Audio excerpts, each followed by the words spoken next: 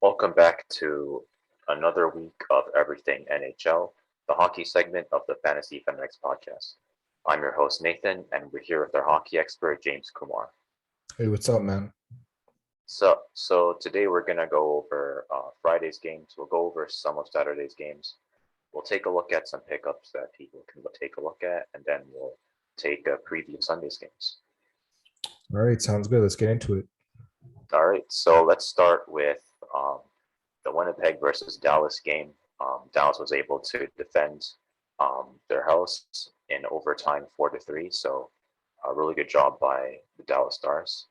No goals in the first period, but we had 2 by Dallas in the second by Jacob Peterson and Tyler Seguin, and 2 by Winnipeg by Pierre-Luc Dubois and Jansen Harkins. In the third period, we had a goal from Jamie Benn for Dallas and Mark Scheifele for the Jets. And Jason Robertson was able to clutch the game out for Dallas in overtime. And what are your thoughts? Yeah, I think great game by both teams. I got to see part of this game, including the overtime. And yeah, great goal by Robertson there, sort of give Dallas the win.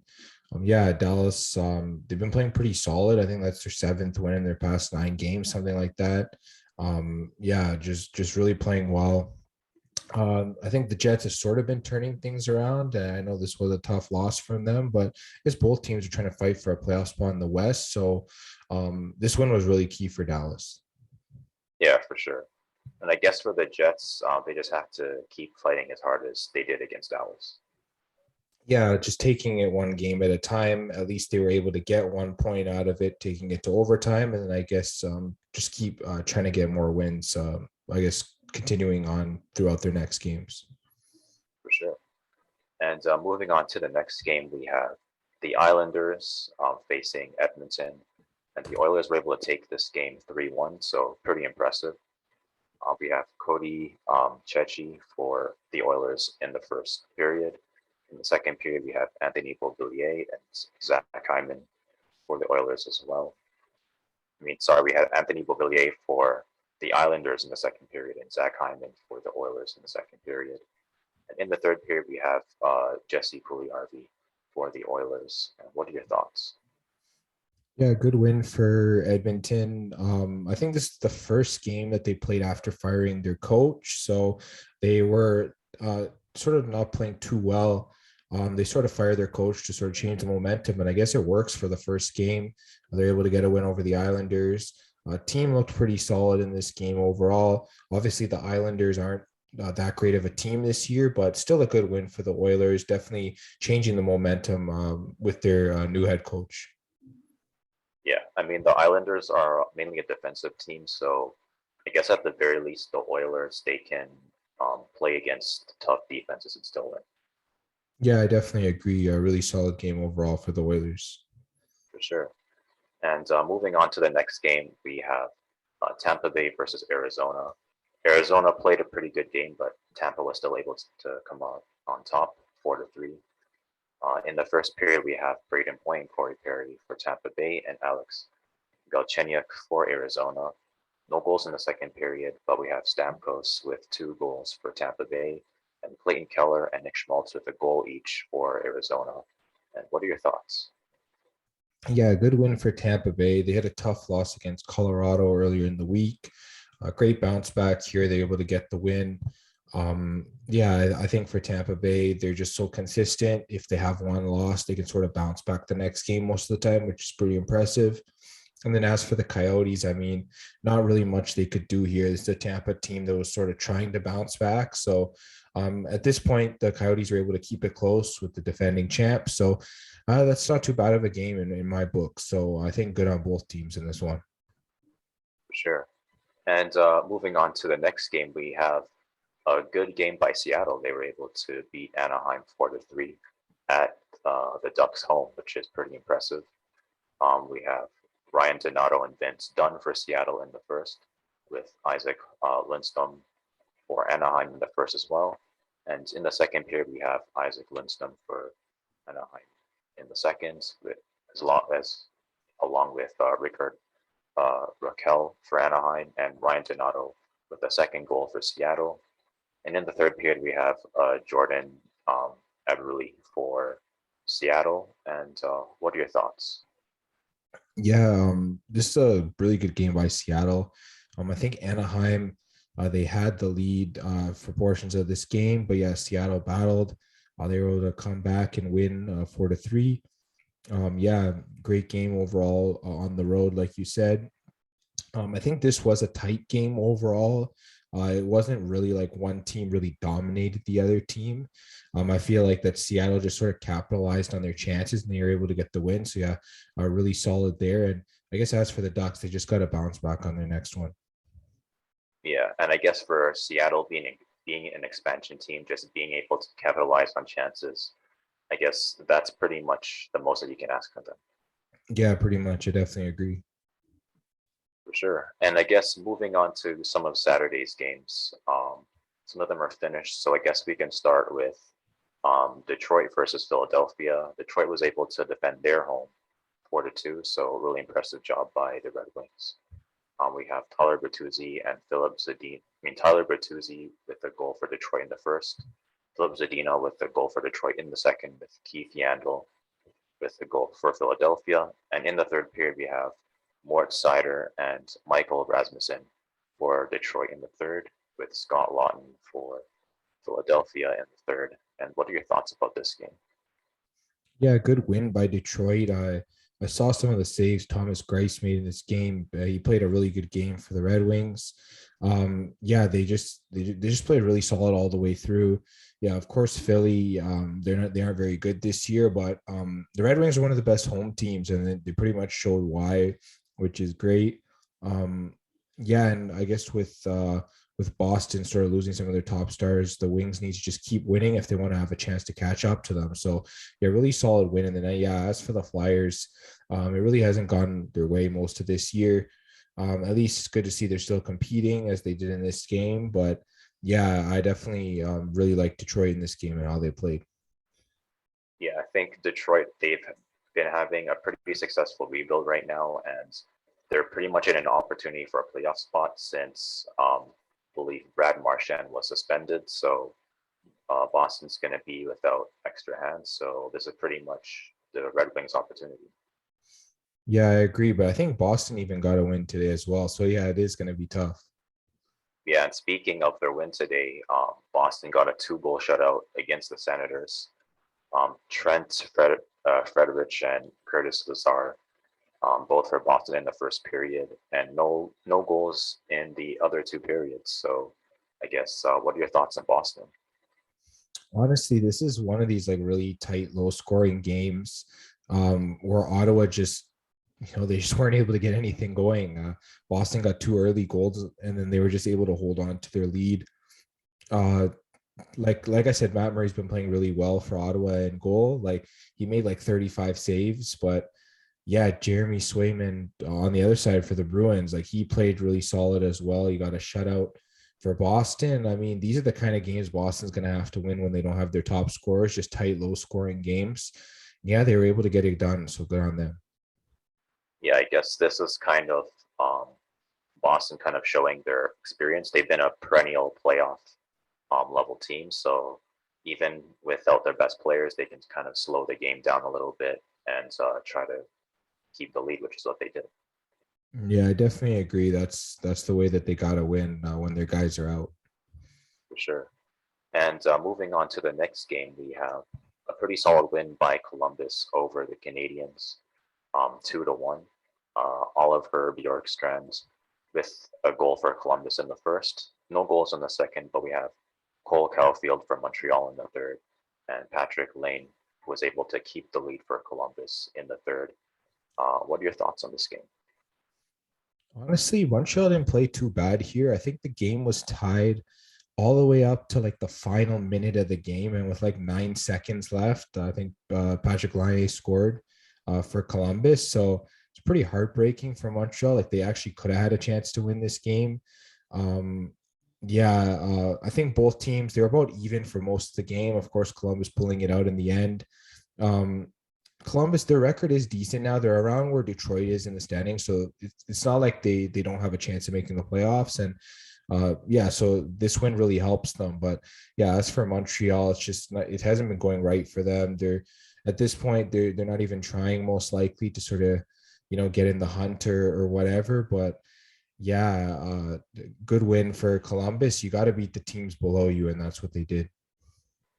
Yeah, and I guess for Montreal, unfortunately, I guess this season's kind of a write-off season, so they're just experimenting a bit, see what works and what doesn't. Yeah, you're definitely right about that. It's been a write-off. They're just looking towards the draft and towards next season. And so I guess with the other games going on, I think Vancouver is up against the Leafs in the second period by 2 goals. So hopefully the Leafs can catch up there.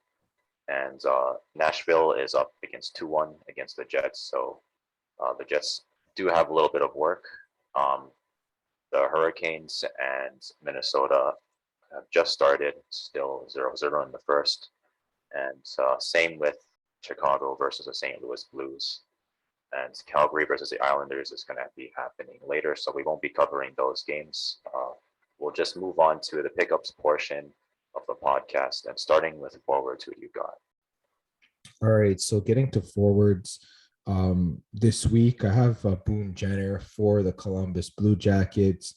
He's just one of these guys where we talk about him a lot of weeks just because of his great category coverage. I mean, in his past 3 games, he has like 3 points. He has been a -1, but he does play for Columbus, so I can understand that. But the fact that he has a power play point and he has like 9 shots and like 10 hits in that span, it's just insane how he covers those categories. And he's doing it on such a consistent basis as well. You can definitely go pick him up. He plays center and left wing in Yahoo leagues. He's close to 50% rostered, so people are hopping on this guy. But yeah, definitely go take a look at him. Another guy I've been mentioning for a few weeks is Alex Tuch of the Buffalo Sabres. He's around 36% rostered, plays both wing spots, and this guy's pretty much a point per game player. Like I think in his last 4 games, he has 4 points. And then surprisingly for Buffalo, he's a +2 in those 4 games. So really solid there. I think in terms of shots, he has 22 shots in those 4 games. So he's just peppering the net like crazy. He's got 3 hits there as well. Definitely go pick up Alex Tuch, especially if you need like a point per game player with lots of shots. He'll definitely be there for you. One more guy is Victor Arvidsson. He's another guy that can provide lots of shots. He's around 40% rostered. He also plays both wing spots. I think in his last 3 games, he's got like 4 points, including 3 goals. He's a solid +3. He has a power play point. And yeah, he's got 20 shots in 3 games. He's another one of these insane shot producing players. He also has 2 hits in those games as well. Definitely go pick up Arvidsson for that heavy shot volume. He pretty much just throws everything to the net. I think I mentioned him last week or the week before. So definitely go hop on Victor Arvidsson for fantasy. Sure. And I guess I got a couple of guys that people can take a look at. I'll talk about Anthony Cirelli first for Tampa Bay. He's been pretty much solid through all the categories. He gets goals, assists. His plus minus is really good because he's on Tampa Bay. He has 93 shots for the season. He gets a couple of hits pretty much every game. So if you need a forward who can cover pretty much any category, you're probably going to want to take a look at Anthony Cirelli. And so I guess my next forward would be Evan Rodriguez for Pittsburgh. He's also pretty solid all around. He's gotten 15 goals, 18 assists. He's +8, and he has 145 shots for the season. And he does also get some hits as well. I think he had, 10 hits in 1 game. I don't think he's going to get 10 hits again, but he should be able to get a couple of hits for you every now and again. So again, if you a pretty well-rounded forward, you could probably take a look at Evan Rodriguez. And I guess for my last forward, you can take a look at Tage Thompson. Really good in terms of offense and shots. He does get a decent amount of hits for a forward as well. His plus minus is a little bit low at -8, but I think the other stats that he has, goals, assists, shots, and hits, should be able to make up for that, especially if you are good in the plus minus department already. And that's about it for forwards. So who do you have for defense? All right, let's get to defense. I have Brady Shea for the Carolina Hurricanes. He's just been pretty solid overall. He had that one hiccup game against Ottawa, but other than that, over the season, his plus minus has been like plus 14. So he has been really solid. I mean, the guy, he has 18 points on the season. He's getting a lot of shots. He's getting a lot of hits. I mean, I think in his previous, 3 games, he's had a total of 6 shots and 6 hits combined. So definitely chipping in there. He's more of a deeper league kind of guy. He's around 20% roster. So if you need defensemen to sort of, give you a little bit of production, definitely go take a look at him. And then I also have Jonas Brodin from the Minnesota Wild. I think in the last 4 games since he's been back from injury, he's been like a plus 1. He's had 2 points. He's had a power play point. He's like had around 5 or 6 shots. So I mean, he has produced. He's definitely a guy that's not going to hurt you if you put him in your lineup. He's just around 10% rostered. So another one of these deep league guys. So if you need one of those bench spots to sort of fill with a defenseman, Brodin's definitely a guy you can go look at, and you'll get pretty good production with it. For sure. And I guess for defense, I think people could take a look at Hampus Lindholm. I think he's a pretty solid, deep league defenseman. He has about 5 goals, 14 assists. He's plus 7 with 92 shots. So I think for deep leagues, he's pretty good overall. He does get some hits as well. With the 92 shots, he should be getting more goals eventually, since I guess the more you shoot, you get more chances for puck to go in. So hopefully he'll be able to increase the amount of goals soon. But for deep leagues, he's definitely someone that you want to pick up. And I guess there's also Dmitry Kulikov. He's about 1% rostered right now, so it's mostly just for, I guess, really deep leagues. He doesn't have too many shots. He only has 31, but he does get hits almost every game. He gets some assists, and his plus minus is plus 7 as well. So if you need hits, you need assists, you need plus minus, I think he's a good, I guess, really deep league defenseman to go to. And that's about it for defense. So who do you have for goalie? Yeah, for goalies, I have Matt Murray. He's just been really solid for Ottawa. He's around 30% rostered, so he's still available in a lot of leagues. It's just been really tough for him in terms of getting wins, but in terms of averages and save percentage, he's been so solid. I think in his past, I don't know how many games, I think every game, all the way back to January 25, he's allowed 2 goals or less every single game. He's just been insane. The only problem is Ottawa doesn't always give him the goal support, so you're not going to get the wins. I think his last 2 games, he lost 2-0 both games, and he made like well over 35 saves in both of those games. So he's putting up really solid stats. The wins just aren't happening. They'll happen eventually, but it's just really tough in front of that Ottawa team. So if you need good averages, just a guy to put in your lineup and feel safe about, Matt Murray is definitely a good guy to pick up. For sure. And I think people could maybe take a look at Cal Peterson for the Kings. So far, he does still have 11 wins, and his save percentage is 90%. His goals against average is about 2.67. For Cal Peterson, he hasn't been getting starts all the time, but basically whenever he does get a start, he usually wins. So if you need kind of like a backup goalie, or you're in a league where you need an additional deep league goalie, like some of your goalies have been injured, Cal Peterson is a guy that you'd want to pick up for that. And that about concludes the pickups portion of everything NHL. So we're gonna move on to the previews, and I guess we can start with Ottawa versus Washington. Who do you think takes this? Yeah, I mean, with Ottawa coming off a back-to-back, it's going to be really tough for them to win here. I think I'm going to have to go with Washington. They are at home. It just looks like an opportunity for Washington to get a solid win here. For sure. And moving on to Buffalo versus Montreal, who do you think takes this? Honestly, it's really tough trusting Montreal right now. I might have to go with Buffalo, even if they're on the road. Also, Montreal coming off a back-to-back. It's just been really tough sledding overall for this Montreal team. Until they start winning consistently, I have a hard time trusting them. So I'm going to go with Buffalo. All right. And moving on to Pittsburgh versus New Jersey. Who do you think gets to keep the streak? Yeah, give me Pittsburgh here. I definitely think this is a good game for them. They should be able to win. Yeah, I'll take the Penguins. All right. And moving on to Colorado versus Dallas. Both teams have been pretty hot right now, but who do you think takes this? Yeah, this one's tough. If Nathan McKinnon comes back like rumored, I think that'll give the Avalanche a boost. So I definitely like Colorado there. But if he doesn't come back, I mean, I think Dallas definitely has a chance to win this game as well. And I guess if I think the teams are about even without McKinnon, I might go with Dallas because they have value as an underdog. But assuming McKinnon does come back, yeah, I definitely like the Avalanche here. For sure. And I guess that's about it for Sunday's previews. So do you have any final thoughts?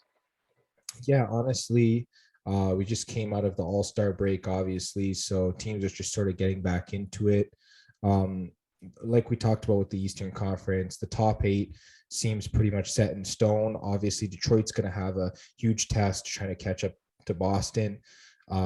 So yeah, at this point, Boston, as long as they're winning pretty much every other game, they should be able to stay ahead of Detroit for now. And then in terms of the West, it's still really wide open. I know Calgary's been playing a lot better. They definitely got into a top 2 spot in their division. I guess there's just a lot of teams bouncing around here. Dallas is sort of moving up as well. Yeah, it's going to be interesting down the stretch to see what happens, especially in the Western Conference where things are still really wide open. Yeah, I think the Pacific, I guess, division is pretty interesting specifically because basically Anaheim and Edmonton are neck and neck, and there's still really solid teams in San Jose and Vancouver who can pull off a bunch of upsets. So I feel like the Pacific Division is pretty much like the shake-up division, if that makes sense. Even Seattle is pretty decent. They could probably slow down a couple of the teams on top and kind of, I guess, make some things interesting. Yeah, I definitely agree. That entire conference at this point is wide open.